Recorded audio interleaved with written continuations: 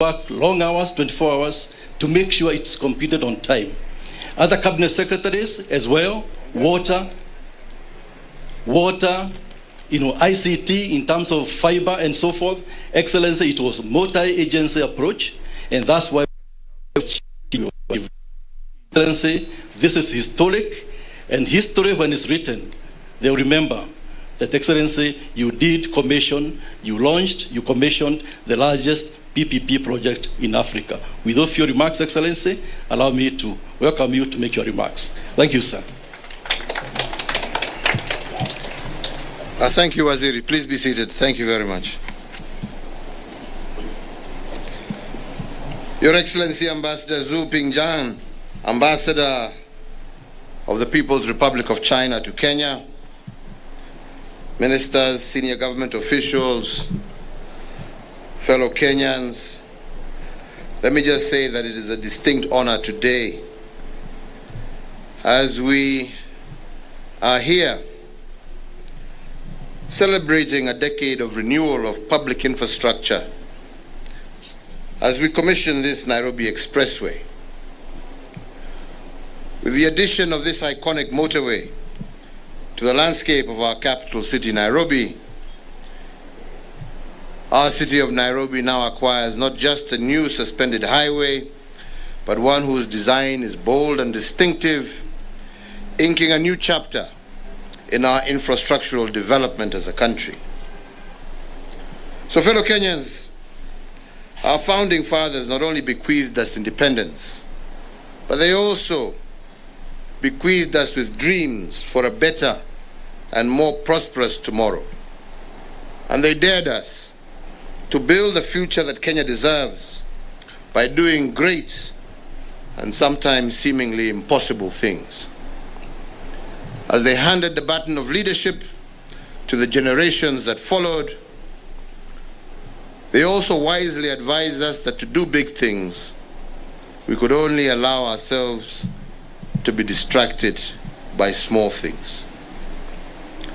So many have asked why I have focused on investing so extensively in infrastructure projects. Why are we building roads and railways? Why are we building floating bridges and fiber optic cables? Why are we developing new ports? And the answer to this should actually be clear to all. The Kenyan dream, conceived by those who struggled for and who secured our independence, was for a nation where the government implements transformative development programs and policies that boldly lay the foundation for achieving a better and prosperous Kenya for all. As correctly identified in our own Vision 2030, solid and functional infrastructure is a key enabler to the realization of that national dream.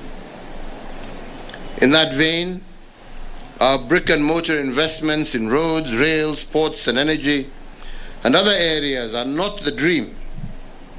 They are not the achievement. The dream is what these big public investments will do for Kenya and how they will transform our standing in the community of nations, while also powering our citizens' pursuit for better livelihoods.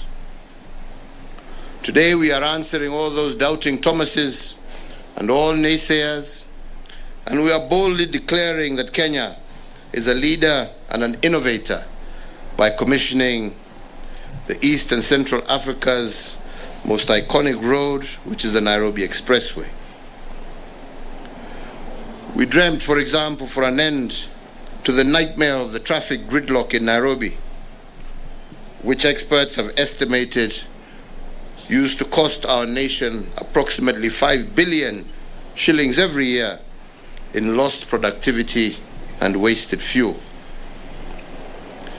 Since we opened the roads for public trials in April, it now takes between 15 to 24 minutes to drive all the way from Mulolongo in Machakos County to Rironi in Kiambu County. Before the expressway, that would have been a journey that would take at least 3 hours, which if you calculate is the equivalent of flying from Nairobi to Addis Ababa and back again. In short, the Nairobi Expressway has been open for trials, and it has already proved its worth. It has ushered in an era of reduced travel time and increased mobility, and an era of reduced congestion and enhanced productivity. The Expressway lays open a better business environment for our country, which means more opportunities for our nation in tourism, in conferencing, in manufacturing, in hospitality, sectors that employ more than 3 million Kenyans directly and another 6 million indirectly. It also means better emergency response for all those in need of critical care and better commuter movement. It has also provided relief for the main transport artery that serves Jomo Kenyatta International Airport.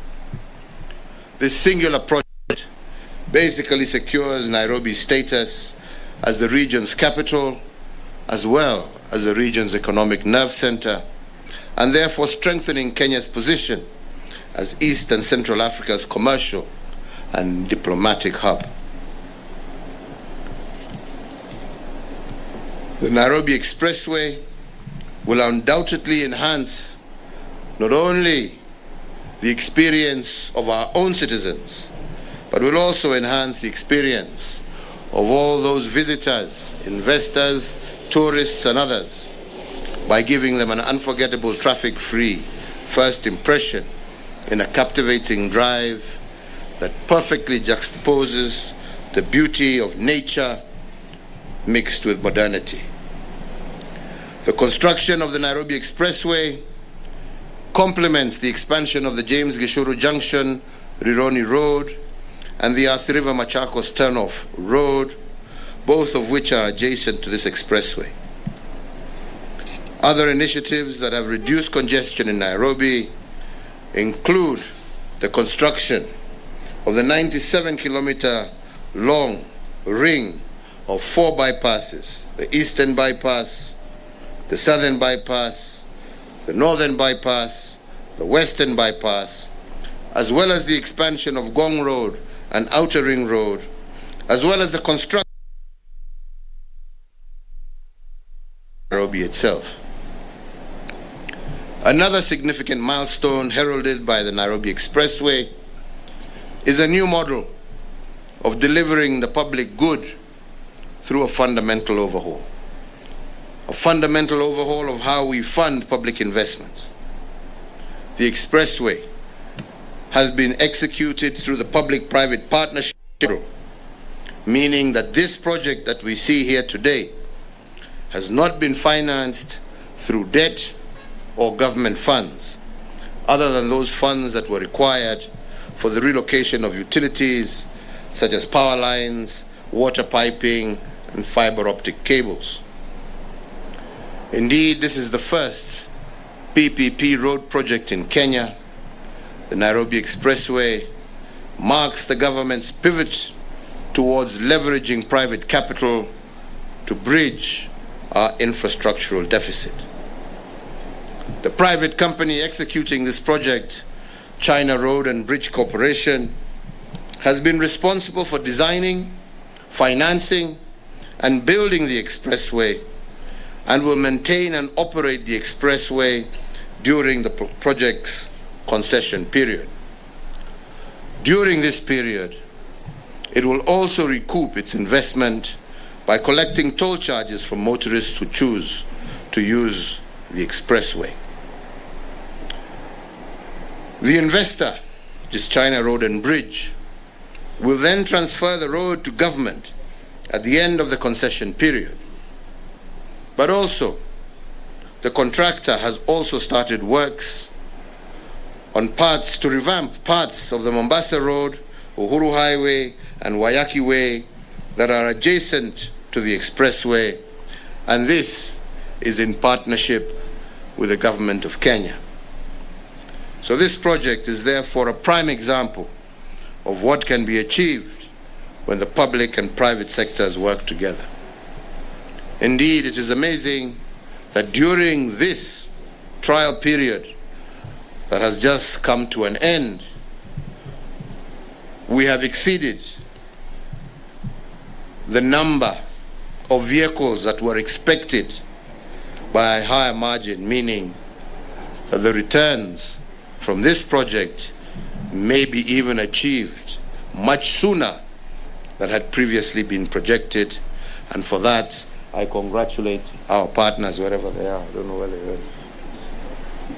Hongera sana. Pongezi, thank you. But we also congratulate them for the execution of this complex project, which would not have been possible without the sacrifice of many individuals and entities.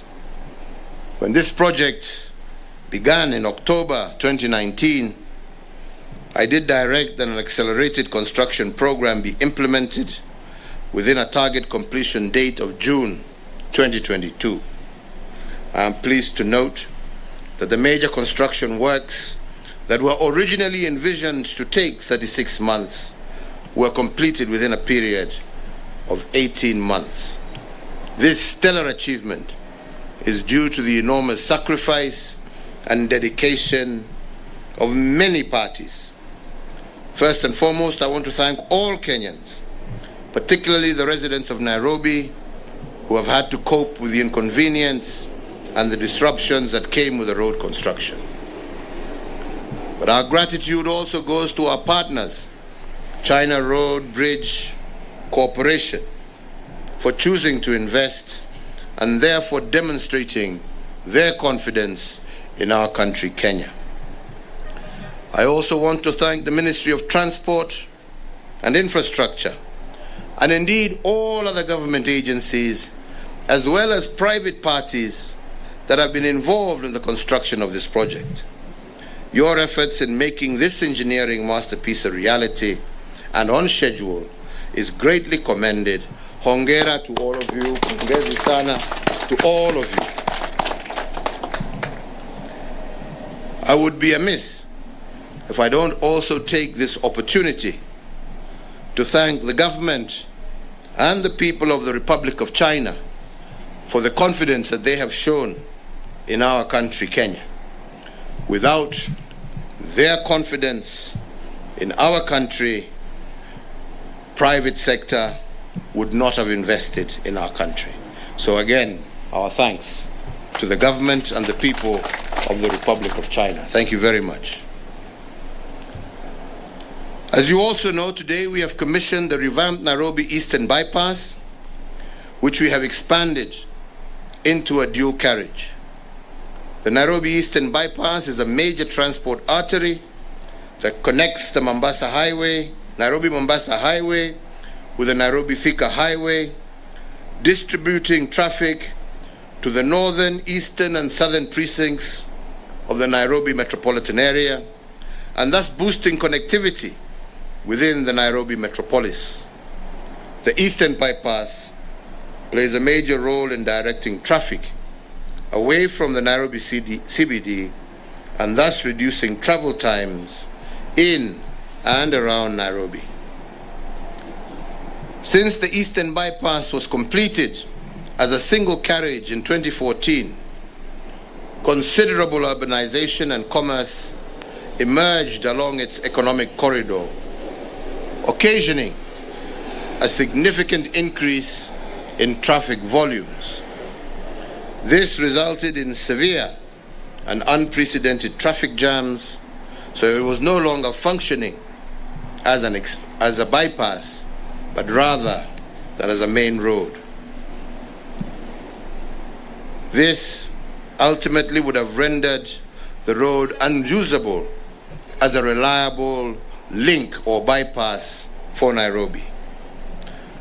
So therefore, the expanded Eastern Bypass, which includes 5 new major vehicular crossings, 6-lane dual carriageways at the busy sections of the road, will greatly ease the congestion that existed on that road.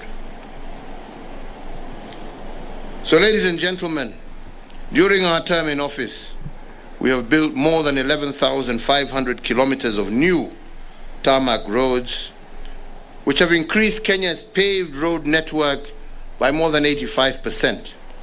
And as a result of accelerated road development and maintenance, more than 70% of Kenyans can now access an all-weather road network within a radius of 2 kilometers from their homes.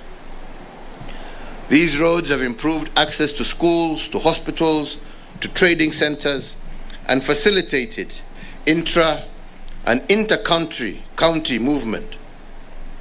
My administration has also upgraded a further 408 kilometers of access roads and related infrastructure in the densely populated areas of Nairobi. So for the first time, in places like Mukuru, Kibera, Mathare, you do now have tarmac roads, making it easier for all citizens to be able to meet their travel requirements. The expansive infrastructure milestones realized during my term has been built on the foundation of hard work and sacrifices of previous generations. And the challenge of our generation was to boldly further their agenda. Where they built an ordinary bridge, we built a floating one in Mombasa. Where there was a single-lane road, we have built multi-lane highways. Where once lay a railway in ruins, we executed the largest infrastructure project in Africa through the standard gauge railway and revived 566 kilometers of the meter gauge railway. This has resulted in new areas of our country opening up, and as you will recall, recently we were in Naivasha to not only launch the link between the standard gauge railway and the meter gauge, but also to launch what will probably be one of the largest industries in terms of ceramic, aluminium manufacture, paper in Naivasha, something that would not have been possible without the rail, without the water that we now have supplied in the area, and without the people who now are able to utilize that area.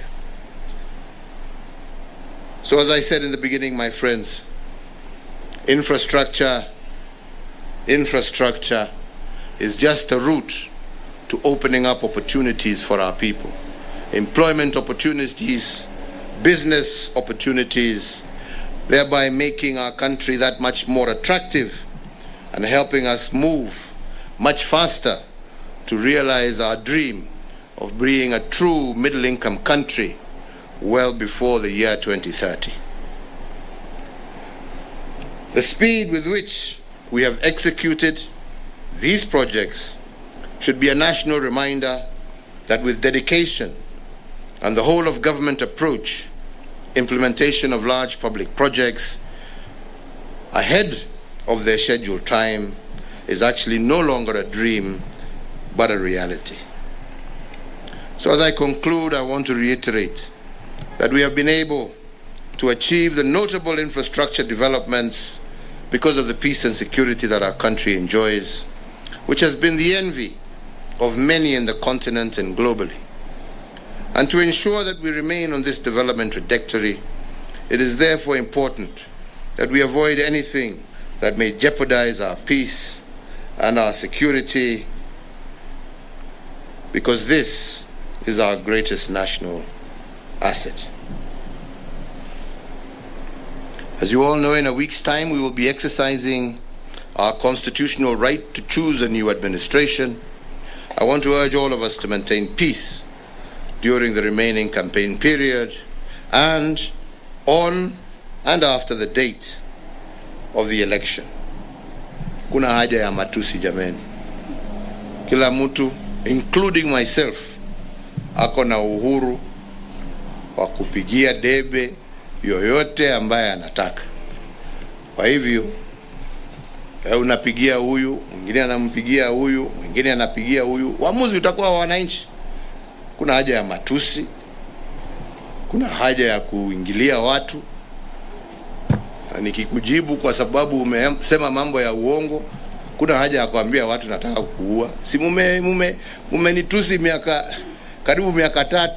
Kuna mtu amewaguza. Hiyo miaka 3 nimekuwa kwa kiti. Si nilikuwa na uwezo.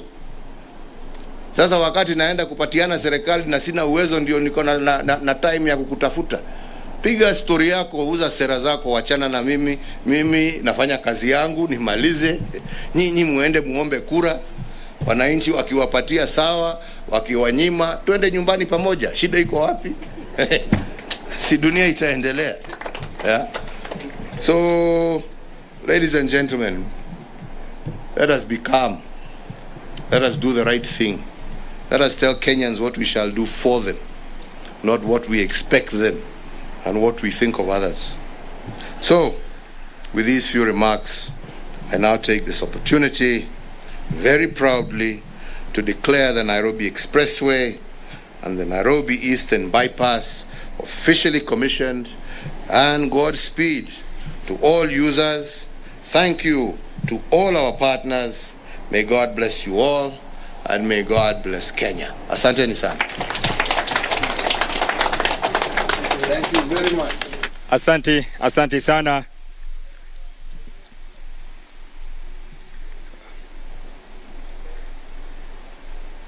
Baada ya hotuba ya Mheshimiwa Rais, tutamaliza sherehe yetu kwa wimbo wa taifa wa Jamhuri ya Kenya. Wimbo wa taifa.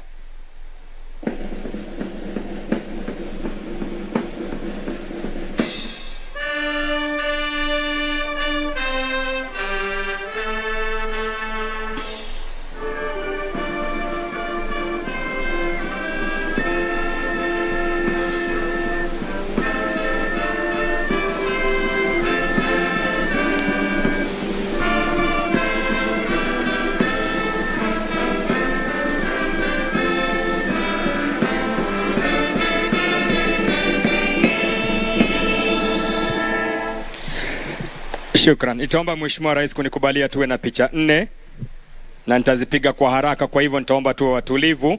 Niombe waziri wetu wa barabara, waziri wa mauzo, balozi, the NMS DG, Inspector General, the PS Infrastructure, and the Chairman CRBC, PS Njoroge, to be seated.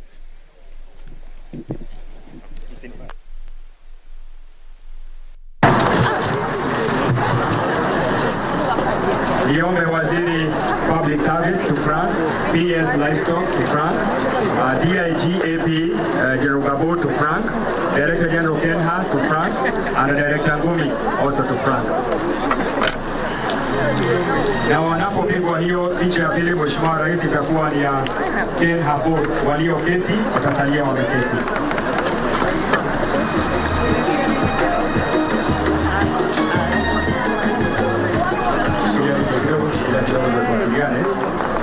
Baada ya hiyo picha nitaomba Kenha Board wawe tayari. Thank you, sir. The fronting team can leave on stage so that we can allow Kenha Board to front. Kenha Board, tafadhali tufanye hima kidogo, asanteni. Baada ya Kenha Board kupata hiyo picha, Mheshimiwa Rais, itakuwa nizamu ya Moja Expressway Management and Staff. Wakaribie mahala ambapo yuko.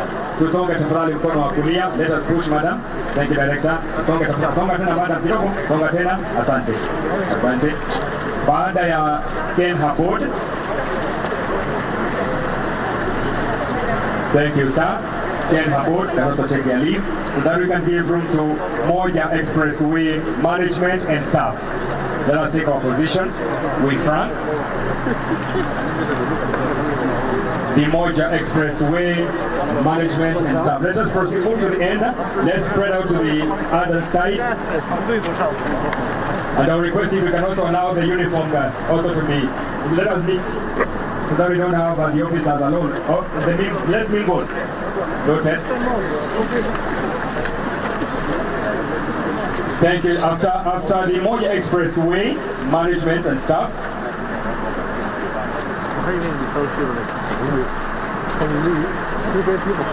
Thank you. I will request them to take their leave, and also we have Kenha management and staff. Na Mheshimiwa Rais, picha ya mwisho itakuwa ni ya vijana wetu hawa na watakuimbia wimbo wanapopigwa picha sana. Picha hiyo inayoingia sasa ni wakurugenzi wetu wa masuala ya mabarabara. Thank you so much for the good job. Let's spread out. Tusonge mpaka kule mwisho tafadhali. A bit faster. Create some space between the mwisho, kule mwisho tafadhali, tusonge kule. Hauko kwenye frame tafadhali. Tuingie ndani. Tusonge, naambiwa bado hatumo. Tuingie ndani tafadhali. Let's spread out the other way.